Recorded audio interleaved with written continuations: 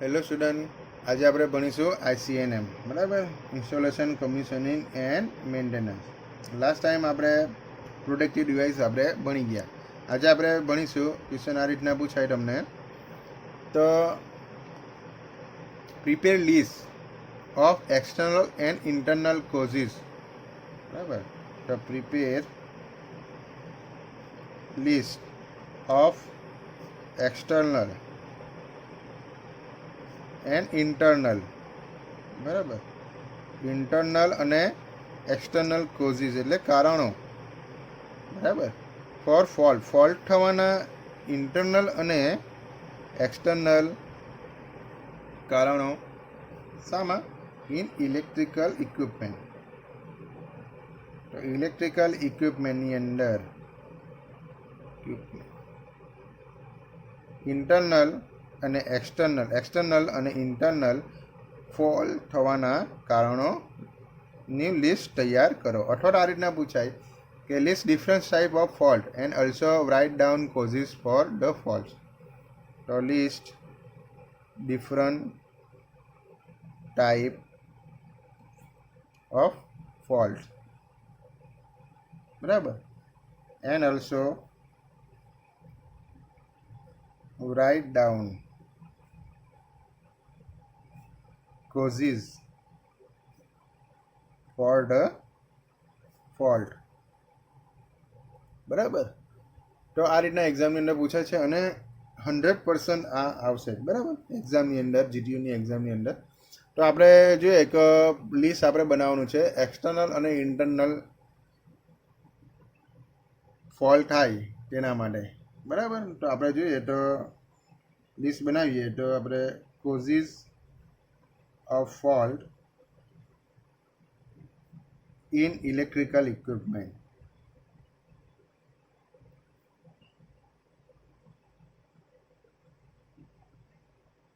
બરાબર.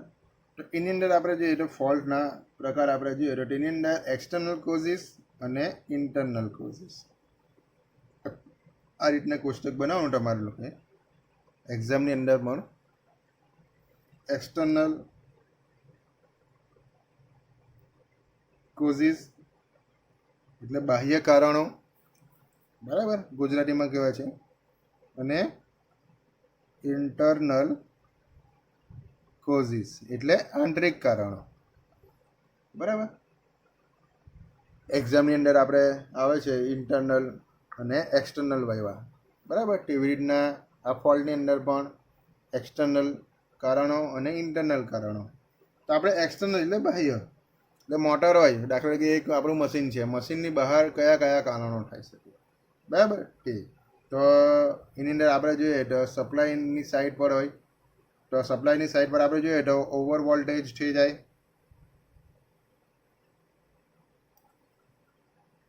બરાબર. તો ઓવર વોલ્ટેજ એ કઈ રીતના થાય? તો ઇક્વિપમેન્ટને મળતો વોલ્ટેજ સપ્લાય સિસ્ટમમાંથી આપણને ખબર છે કે આવે છે, તો આ વોલ્ટેજ કોઈ કારણસર રેટેડ વોલ્ટેજથી વધી જાય. તો દાખલા તરીકે ઓવર વોલ્ટેજ કઈ રીતના થાય કે એનો દાખલા તરીકે વોલ્ટેજ છે, દાખલા તરીકે આપણી અંદર 230 વોલ્ટ આવે છે, બરાબર. તો ઓવર વોલ્ટેજ થઈ જાય, દાખલા તરીકે 290 થઈ જાય, 300 વોલ્ટેજ થઈ જાય, તો શું થઈ જાય? વોલ્ટેજનું ઇન્ક્રીઝ થાય, બરાબર. તો તેના કારણે ઓવર વોલ્ટેજ થાય, બરાબર. તો આ રેટેડ વોલ્ટેજથી જો વધી જાય અને વધારે સમય સુધી જો આ રહે, દાખલા કે 300 વોલ્ટ વધારે સમય સુધી રહે, તો ઇક્વિપમેન્ટનું ઇન્સ્યુલેશન અંદર પંક્ચર થાય, બરાબર. તો આના કારણે શું થશે? ઓવર વોલ્ટેજ થશે, એને પરિણામે આપણું જે મશીન હશે તે બગડી જશે, બરાબર. એટલે ઇન્સ્યુલેશનની અંદર ફોલ્ટ આવશે. બીજું છે એટલે વાઇન્ડિંગ બળી જશે, બરાબર. તો અંડર વોલ્ટેજ, તો અંડર વોલ્ટેજ પણ નહીં સારો, ઓવર વોલ્ટેજ પણ નહીં સારો, બરાબર. તો આપણે જોઈએ અંડર વોલ્ટેજ આપણે સપ્લાય સિસ્ટમમાંથી આપણે આવતો જે વોલ્ટેજ જો ઓછો પણ થઈ જાય, બરાબર, તો અમુક હદથી જો ઓછો થઈ જાય તો વોલ્ટેજ, તો ઇક્વિપમેન્ટ આપણું વ્યવસ્થિત ઓપરેટ નહીં થાય, બરાબર. તેનાથી તો એનાથી પણ આપણું વોલ્ટેજ ઓછો થાય એટલે કરંટ વધારે લઈ આપણું ઇક્વિપમેન્ટ, પરિણામે જે અંદરનું વાઇન્ડિંગ પણ ટેમ્પરેચર વધી જાય અંદર અને પરિણામે શું થશે, આઇસ્કોરલ લોસ થશે અને આઇસ્કોરલ લોસ થશે એટલે હીટ જનરેટ થશે અને પરિણામે આપણું ઇક્વિપમેન્ટ બગડી જશે. બરાબર. તો આ હતું અંડર વોલ્ટેજ. ત્રીજું છે ઓવરલોડિંગ. બરાબર. ઘણીવાર આપણે જોઈએ તો કંપનીની અંદર ઓવરલોડિંગ કરે છે લોકો. બરાબર. જેવી રીતે આપણે ટ્રકની ઉપર પણ ઓવરલોડિંગ કરે છે. તો ઓવરલોડિંગ એટલે શું? તો ઇક્વિપમેન્ટ અમુક લોડને ચલાવે છે. બરાબર. તો દાખલા તરીકે આપણું જે મશીન છે, દાખલા કે 30 HP મોટર છે, તો 30 HP જેટલો લોડ સહન કરી શકશે. બરાબર. આપણું જે મોટર છે, પરંતુ તેની કરતાં વધારે HP જો વધારે લોડ આપણે જોઈએ, વધારે કિલોવોટનો, બરાબર, તો તેનાથી શું થશે, એ મશીન પર ઓવરલોડ થશે. બરાબર. તો મોટરની બાબતમાં આપણે જોઈએ તો મિકેનિકલ લોડ હોય છે. બરાબર. તો જ્યારે આપણે જનરેટેડ કે ટ્રાન્સફોર્મરમાં ઇલેક્ટ્રિકલ લોડ હોય છે, મોટરમાં આપણે મિકેનિકલ લોડ આપણે મૂકેલો હોય અને જનરેટર અને ટ્રાન્સફોર્મરની અંદર ઇલેક્ટ્રિકલ પ્રકારનો લોડ થાય. તો મોટર પર મિકેનિકલ લોડ વધે ત્યારે તે સપ્લાયમાંથી વધારે કરંટ લે. એટલે ઓવરલોડિંગ જ્યારે વધે તો શું થશે, કરંટ આપણો વધારે લેશે. બરાબર. અને કરંટ વધારે લેશે અને જો આપણો જો ટ્રાન્સફોર્મર કે જનરેટર લોડને પાવર સપ્લાય કરતો હોય ત્યારે કોઈ વખત તેના પર લોડ વધી જાય તો ઓવરલોડ વધારે સમય સુધી રહે તો વાઇન્ડિંગ વધારે ગરમ થઈ જાય. બરાબર. ટ્રાન્સફોર્મરનું અને ઓલ્ટરનેટરનું. આથી ઇક્વિપમેન્ટને આપણો નુકસાન થાય છે. બરાબર. તો વધારે કરંટ કેમ લે છે, આપણું જોઈએ રેજિસ્ટર હોય, બરાબર, તેની અંદર કરંટ પસાર કરીએ આપણે. લાસ્ટ ટાઈમ આપણે જોયું થર્મલ ઓવરલોડની અંદર, તો તેની અંદર આઇસ્ક્વેર લોસ વધી જાય. તો આઇસ્ક્વેર લોસ કરંટ ઇન્ક્રીઝ થવાને કારણે આઇસ્ક્વેર લોસ વધી જાય. બરાબર. તો પરિણામે હીટ જનરેટ થાય અને પરિણામે વાઇન્ડિંગને નુકસાન થાય. હવે ઓવરલોડિંગ ખબર પડી ગઈ. હવે ચોથું છે આપણું ઇન્ટરપ્શન ઇન સપ્લાય વોલ્ટેજ. બરાબર. તો સપ્લાય વોલ્ટેજની અંદર ઇન્ટરપ્શન થવાથી લાઇટ આપણે ડીમ ફૂલ થાય એવું કહે છે લોકો. બરાબર. તો એની અંદર શું હોય, ઇન્ટરપ્ટિંગ ઓફ સપ્લાય વોલ્ટેજ. બરાબર. વોલ્ટેજ વધી જાય અથવા તો ઘટી જાય, એ કન્ટિન્યુઅસ વધે ઘટે, એ ઇન્ટરપ્શન ઓફ સપ્લાય વોલ્ટેજ. અથવા તો શું થઈ જાય, વોલ્ટેજ જ બંધ થઈ જાય. બરાબર. લાઇટ એટલે પાવર કટ થઈ જાય. બરાબર. તો એ આપણું ઇન્ટરપ્શન કહેવાય. તો સપ્લાયમાં ભંગાર પડવું. બરાબર. તો ઇલેક્ટ્રિક ઇક્વિપમેન્ટ આપણને ખબર છે કે જો ચાલતું હોય તો ત્યારે જો આપણું જો પાવર કટ થઈ જાય એટલે સપ્લાયની અંદર ભંગાર પડે. બરાબર. તો ઇક્વિપમેન્ટ અથવા તો ટ્રાન્સફોર્મર કે જનરેટર હોય તે બંધ થઈ જાય તો કામ કરતું બંધ થઈ જાય.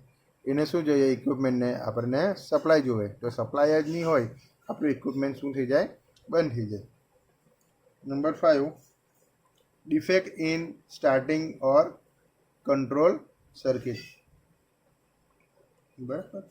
તો ડિફેક્ટ ઇન સ્ટાર્ટિંગ અથવા તો કંટ્રોલ સર્કિટ. હવે ઇક્વિપમેન્ટને આપણે ચલાવવા માટે, મોટરને ચલાવવા માટે પાવર સર્કિટ આવે અને કંટ્રોલ સર્કિટ આવે. બરાબર. કંટ્રોલ વાયરિંગ અને પાવર વાયરિંગ. બરાબર. તો સ્ટાર્ટિંગ અથવા એ કંટ્રોલ ઇક્વિપમેન્ટની અંદર આપણે જો ખામી થાય તો તેના માટે આપણે જોઈએ તો અમુક ઇલેક્ટ્રિક ઇક્વિપમેન્ટને ચાલુ કરવા માટે સ્ટાર્ટર મૂકેલા હોય. બરાબર. અને કંટ્રોલ માટે કંટ્રોલ ઇક્વિપમેન્ટ હોય છે. બરાબર. દાખલા તરીકે મોટરને સ્ટાર્ટરની મદદથી આપણે ચાલુ કરીએ છીએ. બરાબર. જો સ્ટાર્ટરમાં કોઈ પણ પ્રકારની ખામી ઊભી થાય, બરાબર, તો આપણું સ્ટાર્ટર છે, આપણને ખબર છે કે જો કોઈ પણ પ્રકારની ખામી ઉત્પન્ન થાય તો સ્વાભાવિક છે કે મોટર ચાલુ નહીં થાય. બરાબર. અથવા તો ચાલુ થઈ ગયેલું હોય તે પણ બંધ થઈ જાય. તેવી જ રીતે મોટરની સ્પીડ કંટ્રોલ માટે રાખેલા કંટ્રોલ ડિવાઇસમાં પણ કોઈ પણ રીતે ખામી ઉત્પન્ન થાય તો મોટર વ્યવસ્થિત રીતે ચાલી નહીં થાય. બરાબર. સ્પીડ કંટ્રોલ માટે VFD આપણે લગાવેલી હોય તો એની અંદર જો આપણે ખામી ઉત્પન્ન થાય તો એ શું થઈ જાય, મોટર ચાલતી પણ બંધ થઈ જાય. બરાબર. અને સ્ટાર્ટ વ્યવસ્થિત ચાલે પણ નહીં. તો આ હતું સ્ટાર્ટિંગ અથવા તો કંટ્રોલ સર્કિટની અંદર ખામી. તો આ હતા બધા એક્સટર્નલ કોઝિસ. બરાબર. તો એક્સટર્નલ કોઝિસની અંદર આવે ઓવર વોલ્ટેજ આવે, અંડર વોલ્ટેજ આવે, ઓવરલોડિંગ આવે. બરાબર. Interruption in supply voltage. Supply voltage એટલે પાવર જ કટ થઈ જાય, ફેલર થઈ જાય કોઈ પણ કારણોસર તો. અને ડિફેક્ટ ઇન સ્ટાર્ટિંગ અને કંટ્રોલ સર્કિટ. કંટ્રોલ સર્કિટ અને સ્ટાર્ટિંગ સર્કિટની અંદર કોઈપણ પ્રકારની ખામી સર્જાય તો. હવે ઇન્ટરનલ કોઝિસ, બરાબર. હવે આપણો મોટર છે, મોટરની અંદરના જે કોઝિસ આવે તે કારણો, બરાબર, બંધ થવાના ઇક્વિપમેન્ટ ફોલ્ટ થવાના કારણો. તો આપણે જોઈએ તો એની અંદર 3 પાર્ટ્સ હોય છે, ખબર. એક છે મિકેનિકલ,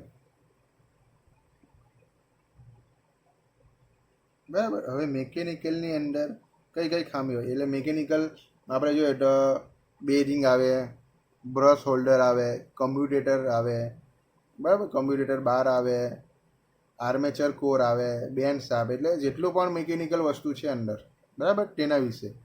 તો આપણે જોઈએ તો પહેલું મિકેનિકલ કોઝિસની અંદર આપણે જોઈએ તો ઇમ્પ્રોપર બિયરિંગ, બરાબર. ઇનપ્રોપર બેરિંગ એટલે ઇનપ્રોપર બેરિંગની અંદર આપણે જોઈએ તો અયોગ્ય બેરિંગ, બરાબર છે. બેરિંગ કેવી અયોગ્ય હોય તો મશીનનું બેરિંગ વ્યવસ્થિત રીતે કામ ન કરે તો ત્યાં સુધી વ્યવસ્થિત રીતે કામ કરે ત્યાં સુધી તકલીફ નથી આપણને, બરાબર. પરંતુ બેરિંગમાં ખામી ઉત્પન્ન થાય અથવા તો અવાજ આવે અથવા તો જામ થઈ જાય, બરાબર, તો મશીનની ઝડપમાં પણ ઘટાડો થાય, તો મશીન પર લોડ પડે અને બેરિંગની ખરાબી એ મશીનની ખરાબીનું કારણ બને. ઘણીવાર આપણે જોઈએ તો પંખાની અંદરથી અવાજ આવતો હોય, બરાબર, બેરિંગમાંથી, તો એના પર લોડ પડે, પરિણામે જે એનું વાઇન્ડિંગ થઈ જાય પંખાનું, તો એ ઘણીવાર આપણે જોઈએ તો એનો ફોલ્ટ થઈ જાય, બરાબર, વાઇન્ડિંગ બળી જાય.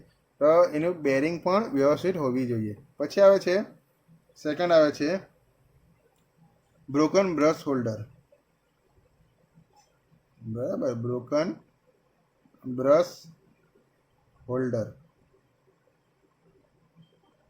તો બ્રશ હોલ્ડરની અંદર આપણે જોઈએ તો તૂટેલા બ્રશ હોલ્ડર, જે મશીનમાં બ્રશનો ઉપયોગ કરવામાં આવે છે, જેમ કે ડીસી મોટર હોય, ડીસી જનરેટર હોય, સ્લીપરિંગ ઇન્ડક્શન મોટર હોય, કમ્યુટેટર મોટર હોય, બરાબર, વગેરેમાં કોઈ વાર આપણે બ્રશ હોલ્ડર આપણો તૂટી જાય તો બ્રશ તેની સ્થિતિમાં નહીં રહે, એના પોઝિશનમાં નહીં રહે, તો આથી તેમાં થયેલા જોડાણો ખુલ્લા થઈ જાય, બરાબર. અને જે આપણું જે બ્રશ હોલ્ડર તૂટેલું હોય તે મશીનને ફરવામાં શું કરશે, મુશ્કેલી ઉત્પન્ન કરશે, બરાબર. તો આ હતું બ્રોકન બ્રશ હોલ્ડર, બરાબર.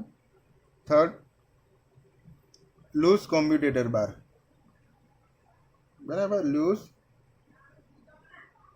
કોમ્પ્યુટેટર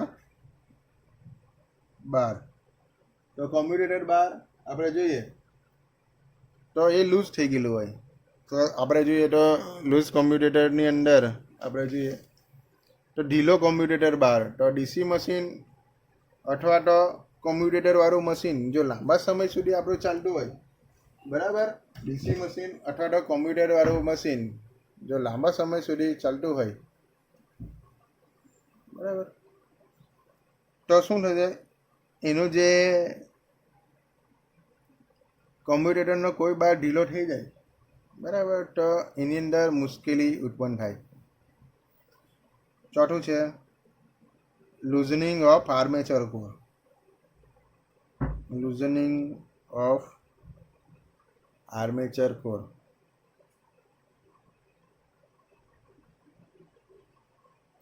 તો આર્મેચર કોર પણ નું ઢીલું પડે તો પણ પાતળા લેમિનેશનને ભેગા કરીને બોલ્ટથી જોડીને આર્મેચર કોર બનાવવામાં આવે છે, બરાબર. તો લાંબા સમયનો ઉપયોગને કારણે એ કોર પણ ઢીલા પડી જાય, તો આ ફોલ્ટ થાય છે. પાંચમો છે બેન્ટ શાફ્ટ, બરાબર. તો આપણું જે શાફ્ટ છે એ પણ વાંકો થઈ ગયેલો હોય, તો મેન્ટેનન્સ કરતી વખતે ઘણીવાર જોઈએ તો મેન્ટેનન્સ કરતા હોય તો આપણે એની કાળજી નહીં રાખીએ તો શું થાય, એનો જે શાફ્ટ આવે તે શું થઈ જાય, એ બેન્ડ થઈ જાય, તો પરિણામે શું થઈ જાય, મશીન કામ કરતું બંધ થઈ જાય અથવા તો ફરવામાં એને તકલીફ પડે. હવે આ હતા બધા મિકેનિકલ. મિકેનિકલમાં આપણે બેરિંગ આવશે, બ્રશ હોલ્ડર આવડે તૂટેલા, બરાબર, લૂઝ કોમ્પ્યુટેટર બાર આવશે, બરાબર, લૂઝનિંગ આર્મેચર કોર આવશે અને શાફ્ટનું બેન્ડ થવું. આ હતા આપણા મિકેનિકલ. હવે આવશે ઇલેક્ટ્રિકલ, એટલે આપણે જે વાઇન્ડિંગ આવે તે, બરાબર. તો ઇલેક્ટ્રિકલની અંદર આપણે જોઈએ તો પંક્ચર ઇન્સ્યુલેશન, પહેલું ઇન્સ્યુલેશનનું પંક્ચર થવું, બરાબર, પંક્ચરેડ ઇન્સ્યુલેશન, બરાબર.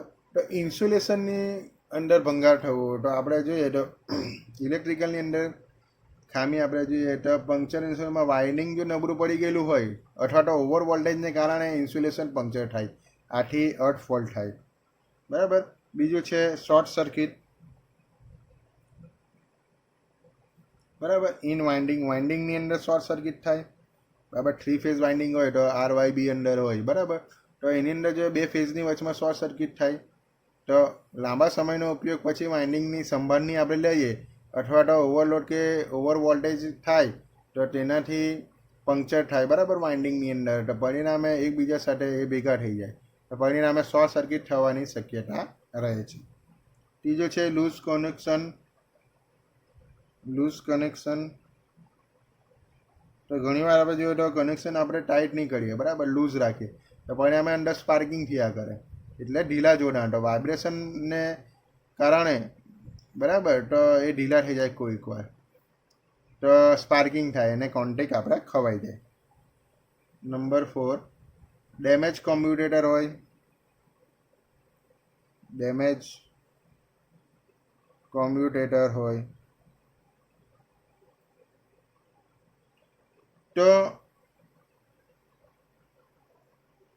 તો ડેમેજ કોમ્યુટેટરની અંદર આવે જો લાંબા સમયનો ઉપયોગ પછી બ્રશને લીધે કોમ્યુટેટર પર આપણે ખાડા પડી જાય, બરાબર. ડીસી મોટર હોય તો એની અંદર કોમ્યુટેટર હોય, બરાબર, તો એની ઉપર ખાડા પડી જાય તો અથવા તો બ્રશ પર સ્પાર્કિંગ થાય, બરાબર. તો એના કારણે શું થાય, કોમ્પ્યુટર પર ખાડા પડી જાય તો ઘણીવાર માઇકા પણ ઊંચું થઈ જાય તો તેના કારણે કોમ્પ્યુટર ઘસાઈ જાય, બરાબર. 5મું છે બ્રશનું ખોટું સેટિંગ હોય, ઇમ્પ્રોપર સેટિંગ ઓફ બ્રશ,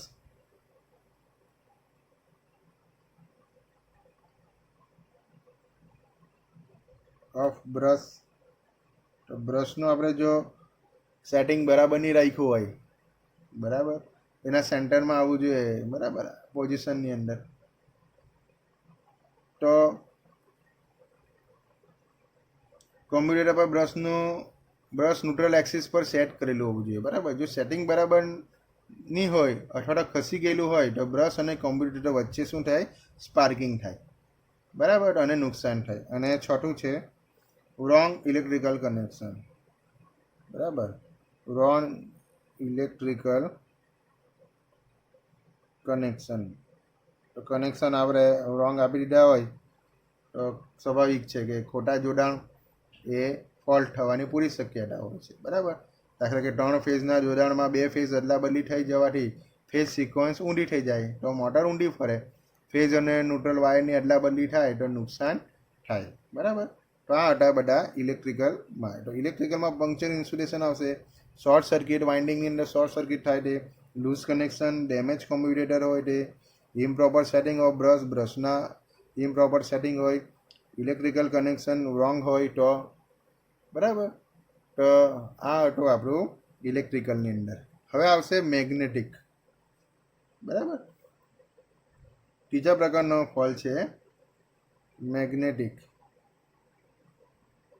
તો મેગ્નેટિક ફોલ્ટ તો સડનમાં મિકેનિકલ કે ઇલેક્ટ્રિકલ ઉપરાંત મેગ્નેટિકને કારણે પણ ફોલ્ટ ઉત્પન્ન છે. તો આમાં આપણે જોઈએ તો કારણો આપણે જોઈએ તો પહેલું છે શોર્ટ સર્કિટ ઇન સ્ટેમ્પિંગ્સ, બરાબર. તો શોર્ટ સર્કિટ ઇન સ્ટેમ્પિંગ,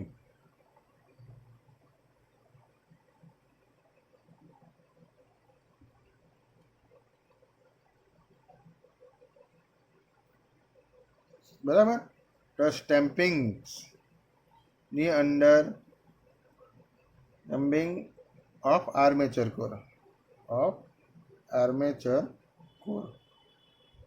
તો આપણે જોઈએ આર્મેચર લેમિનેશન એકબીજાથી ઇન્સ્યુલેટેડ કરેલા હોય છે, પરંતુ કોઈ વાર આ લેમિનેશન વચ્ચે ઇન્સ્યુલેશનમાં નુકસાન થાય તો લેમિનેશન વચ્ચે શોર્ટ સર્કિટ ઉત્પન્ન થાય, બરાબર. તો આથી આયર્ન લોસ વધે, આયન લોસ વધે અને કોર વધારે ગરમ થાય, બરાબર. અને ટ્રાન્સફોર્મર આ જ રીતે આપણે જોઈએ તો ટ્રાન્સફોર્મરની અંદર પણ કોરના લેમિનેશન પણ કોર બોલ્ટનું ઇન્સ્યુલેશન ખરાબ થઈ જાય તો કોરના લેમિનેશન શોર્ટ સર્કિટ થઈ જાય, બરાબર.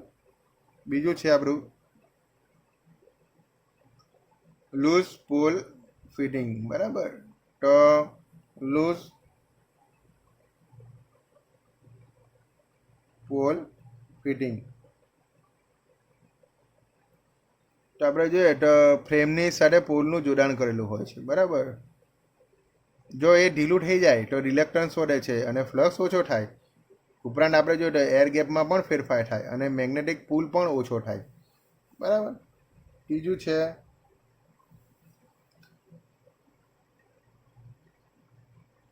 Uneven air gap.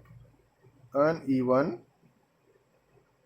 Air gap તો એર ગેપ કઈ જગ્યા પર હોય? એર ગેપ આપણે જોઈએ તો સ્ટેટર ફરતું હોય, અરે સ્ટેટર સ્થિર હોય અને રોટર ફરતું હોય, બરાબર. તો સ્ટેટર અને રોટરની વચમાં થોડીક ગેપ હોય, બરાબર. એને કહેવાય એર ગેપ, બરાબર. તો સ્ટેટર અને રોટર વચ્ચેનો એર ગેપ જો ઓછામાં ઓછો તથા તો એક સરખો હોવો જોઈએ, બરાબર. ઓછામાં ઓછો હોવો જોઈએ. તો બેરિંગની ખામીને કારણે અથવા તો શાફ્ટ વાંકો થઈ જાય તો એર ગેપ સરખો નહીં રહે, બરાબર. તો એના કારણે કોર પરનો જે મેગ્નેટિક પુલ ઓછો અથવા તો વધતો જાય, બરાબર. ચોથું છે મિસએલાઇનમેન્ટ ઓફ પોલ્સ, બરાબર. ઓફ પોલ્સ તો પોલના મિસએલાઇનમેન્ટ, બરાબર. તો મિસએલાઇનમેન્ટ પોલના પણ મિસએલાઇનમેન્ટ હોય. તો પોલનું મિસએલાઇનમેન્ટ આપણે સામસામે હોય, બરાબર. પોલ આપણે સીધી લીટીમાં બે રીતે હોવા જોઈએ. પ્રથમ ધરીને સમાંતર અને બીજું લંબ દિશામાં. જો કે આ પ્રકારનો ફોલ્ટ થવાની શક્યતા ઓછી છે, બરાબર. પરંતુ જો મેન્ટેનન્સ કરતી વખતે પોલને ફ્રેમ સાથે બરાબર ફિટ કરવામાં નહીં આવે તો આ પ્રકારનો ફોલ્ટ થાય છે, બરાબર. તો મિસએલાઇનમેન્ટ ઓફ પોલ એની શક્યતા તો ઓછી છે, પરંતુ જો આપણે મેન્ટેનન્સ વખતે ફ્રેમની સાથે બરાબર ફિટ નહીં કરીએ પોલને તો આ ફોલ્ટ થવાની શક્યતા વધે છે. તો આપણે જોઈએ તો મેગ્નેટિકની અંદર short circuiting stamping of armature core આવશે, લૂઝ પોલનું ફિટિંગ આવશે, અનઇવન એર ગેપ આવશે અને મિસએલાઇનમેન્ટ ઓફ પોલ્સ, બરાબર. તો આ હતું આપણું ઇલેક્ટ્રિકલ ઇક્વિપમેન્ટની અંદર જે આપણા જે કારણો છે, બરાબર, ફોલ્ટ થવાના કારણો, તેમાં એક્સટર્નલ કોઝિસ જોઈ ગયા અને ઇન્ટરનલ કોઝિસ. ઇન્ટરનલની અંદર મિકેનિકલ, ઇલેક્ટ્રિકલ અને મેગ્નેટિક. હવે આપણે મળીશું નેક્સ્ટ લેક્ચરની અંદર. Thank you.